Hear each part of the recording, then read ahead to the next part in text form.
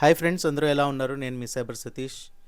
Welcome back. హారేకా సహారా బాబా శ్యామ్ హమారా మన కాచిగూడలో ఉన్న శ్యామ్ మందిర్ గురించి అయితే ఈ వీడియో అనమాట. టెంపుల్ టైమింగ్స్ వచ్చేసి ఉదయం 6 గంటల నుంచి 12 గంటల వరకు, 5 గంటల నుంచి 8 గంటల వరకు.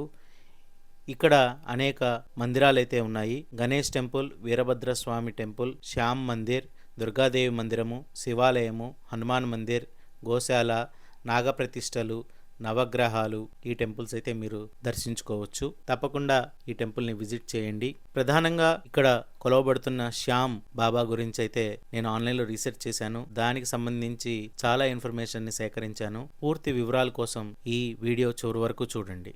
ఈయన మహాభారతానికి సంబంధించిన ఒక గొప్ప యోధుడు. భీముడు మరియు హిడింబికి పుట్టిన కొడుకు ఘటోత్కచుడు. ఘటోత్కచునికి మౌర్వికి పుట్టిన అతివీర భయంకర పరాక్రమవంతుడు బార్బరికుడు. ఆయన మందిరమే ఈ శ్యామ్ మందిర్. బార్బరికుడు అత్యంత శక్తివంతమైన యోధుడు. ఇతనికి గురువు తన తల్లి. ఇతను అన్ని విధులు తల్లి దగ్గరే నేర్చుకుంటాడు. తల్లి యొక్క ఆశీర్వాదంతో శివుని గురించి ఘోర తపస్సు చేసి శివుని నుంచి 3 బాణాలు పొందుతాడు. అంతేకాకుండా అగ్నిదేవుని నుంచి ఒక వరాన్ని కూడా పొందుతాడు. తల్లి నుంచి కూడా ఒక వరాన్ని పొందుతాడు. బార్బరికుడు మహాభారత యుద్ధం చూడాలని కోరిక కలుగుతుంది. యుద్ధం చూడాలనే విషయం తన తల్లికి తెలియచేస్తాడు. తల్లి, నీవు యుద్ధానికి వెళ్తే ఎవరి పక్షాన్ని నిలుస్తావని అడుగుతుంది. దానికి బార్బరికుడు బలహీనుల పక్షాన్ని నిలుస్తాను అని వాళ్ళ తరఫున పోరాడతానని చెప్తాడు. బార్బరికునికి శివుడు 3 బాణాలు ప్రసాదిస్తాడు. అవి అతి శక్తివంతమైనవి. మొదటి బాణం టార్గెట్ని గుర్తిస్తుంది. రెండో బాణం అందులో తన శత్రువులు కాని వారిని గుర్తిస్తుంది. మూడో బాణం మిగిలిన వారందరినీ సెకండ్స్లో బూడిద చేస్తుంది. ఇది ఆయనకున్న గొప్ప వరం. యుద్ధం జరిగే ప్రాంతానికి వెళ్ళి తన తాతల్ని కలుస్తాడు. యుద్ధ సన్నాహాలు ఎలా జరుగుతున్నాయో చూసుకుంటూ ఉంటారు. ఆ సమయంలో శ్రీకృష్ణుడు ఈ యుద్ధాన్ని ముగించడానికి ఎంత టైం పడుతుంది అని అడిగితే భీష్ముడు 20 రోజులు, భీముడు 25 రోజులు, ద్రోణుడు 24 రోజులు, ఇలా ఒక్కొక్కళ్ళు ఒక్కొక్క టైం చెప్తారు. అక్కడే ఉన్న బార్బరికుడు, నేను గనక యుద్ధంలో గనక దిగితే ఒకే ఒక్క నిమిషంలో యుద్ధమంతా ముగిసిపోతుందని చెప్తాడు. అది విన్న అందరూ ఆశ్చర్యానికి గురైతారు. శ్రీకృష్ణుడు బార్బరికుని అడుగుతాడు ఎలా సాధ్యం అని. తాను శివుని నుంచి 3 బాణాలు పొందానని, అవి అత్యంత బలమైనవని, అంతేకాకుండా తన తల్లి నుంచి తనకి వరం కూడా ఉందని బార్బరికుడు తెలియచేస్తాడు. దీన్ని శ్రీకృష్ణుడు పరీక్షిస్తాడు. తర్వాత బార్బరికుని యొక్క శక్తి సామర్థ్యాలు తెలుసుకొని ఆశ్చర్యానికి గురవుతాడు. బార్బరికుడి నుంచి శత్రువులు తప్పించుకోలేరని, బార్బరికుడు ఎంతో శక్తివంతమైన వాడు అని శ్రీకృష్ణునికి అర్థమవుతుంది. మహాభారత యుద్ధంలో బార్బరికుడు 1 నిమిషంలో అంతం చేయగలడని శ్రీకృష్ణునికి తెలుసు. శ్రీకృష్ణుడు బార్బరికునికి నీ తల్లి నుంచి పొందిన వరం ఏమిటి అని అడుగుతాడు. బార్బరికుడు ఇలా చెప్తాడు. ఆ వరం ఏమిటంటే ఓడిపోయే వారి తరపున నిలిచి వారిని గెలిపించడం, అదే ఆ వరమని చెప్తాడు బార్బరికుడు శ్రీకృష్ణునితో. ఇక్కడ కౌరవులు 11 అక్షౌణముల సైన్యం, పాండవులు 7 అక్షౌణుల సైన్యం. అయితే ఇక్కడ తక్కువ శక్తి కలిగిన వాళ్ళ తరఫున బార్బరికుడు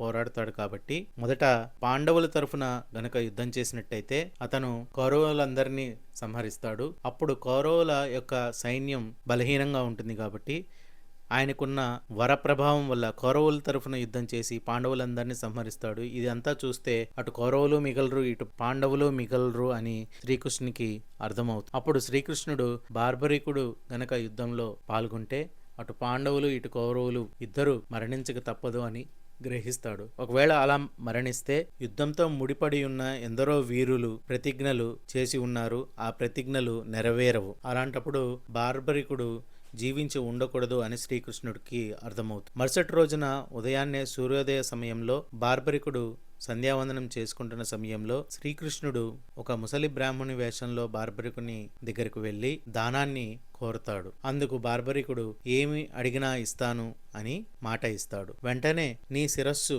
దానంగా ఇవ్వమని అడుగుతాడు బ్రాహ్మడు. అప్పుడు వచ్చింది శ్రీ మహావిష్ణువు అని గ్రహిస్తాడు బార్బరికుడు. శిరస్సు మాత్రమే ఎందుకు అని అడుగుతాడు బార్బరికుడు. అందుకు శ్రీకృష్ణుడు యుద్ధం మొదలుపెట్టే ముందు ఒక గొప్ప యోధుని బలి ఇవ్వాలి అని చెబుతాడు. శ్రీకృష్ణుడు తనను గొప్ప యోధునిగా గ్రహించడం బార్బరికునికి ఆనందాన్ని కలిగిస్తుంది. బార్బరిక్ సంతోషంగా తన శిరస్సును ఖండించి ఇవ్వడానికి అంగీకరిస్తాడు. కానీ తాను వచ్చింది మహాభారత యుద్ధం చూడడానికని, ఆ యుద్ధాన్ని చూసేలా తనకు వరం ప్రసాదించమని శ్రీకృష్ణుని వేడుకుంటాడు. అందుకు శ్రీకృష్ణుడు సరే, ఆ యుద్ధాన్ని చూసే విధంగా నీ తలను ఒక కొండపై ఉంచుతాము అని, ఆ యుద్ధ భూమి అంతా అక్కడి నుంచి కనిపించేలా ఉంటుందని మహాభారత యుద్ధం అంతా చూసేలా ఏర్పాటు చేస్తాడు. యుద్ధం ముగిసే సమయానికి పాండవులు తమ యుద్ధంలో విజయం సాధించడానికి గొప్ప సహకారం ఎవరిది అని ఒకరిలో ఒకరు మాట్లాడుకుంటూ ఉంటారు. అందరూ కలిసి శ్రీకృష్ణుని దగ్గరికి వెళ్లి ఈ యుద్ధం గెలవడానికి ఎవరు ప్రధాన కారణం అని అడుగుతారు. తమలో తాము వాదించుకుంటూ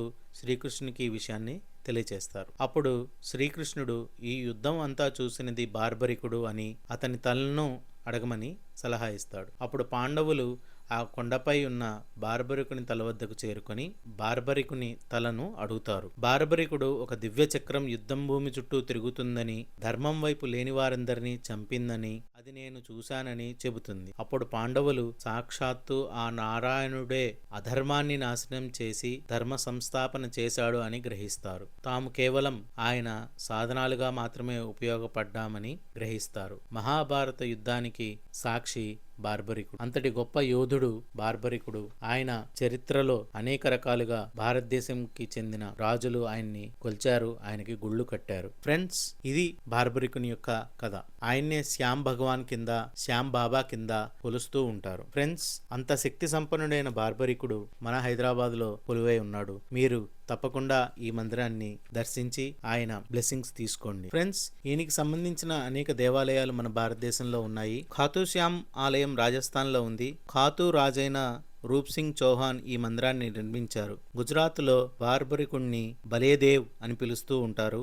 అద్భుత శక్తులు ఉన్నవాడు అని అర్థం. లంబా అనే ప్రాంతంలో ఉంది. కమ్రునాథ్ అని హిమాచల్ ప్రదేశ్ లో పిలుస్తూ ఉంటారు. ఇంత శక్తి సంపన్నుడైన బార్బరికుని యొక్క గొప్పతనాన్ని గ్రహించిన మనమందరము తప్పకుండా ఆయన్ని దర్శించుకొని ఆయన యొక్క బ్లెస్సింగ్స్ తీసుకోవాలి అని నేను కోరుకుంటున్నాను. ఇప్పటి వరకు మీరు ఈ మందిరాన్ని దర్శించకపోతే please do visit this temple. హారేకా సహారా బాబా శ్యామ్ హమారా. ధర్మబద్ధంగా మనం ఏ కోరిక కోరుకున్నా శ్యామ్ బాబా దాన్ని నెరవేరుస్తారని ప్రత్యక్ష నిదర్శనాలు మన భారతదేశంలో ఎన్నో ఉన్నాయి. ఆయన్ని దర్శించి గొప్పతనాన్ని కొనియాడి ఆయన్ని గనక మనం ధర్మబద్ధంగా ఏదైనా ఒక కోరికను కోరుకుంటే తప్పకుండా నెరవేరుస్తారని భక్తుల నమ్మకం.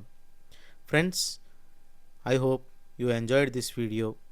నాకు దొరికినంత సమాచారాన్ని అయితే మీకు ఇచ్చాను. మీకు ఇంకా ఏమైనా తెలిస్తే కామెంట్స్ రూపంలో తెలియచేయగలరు.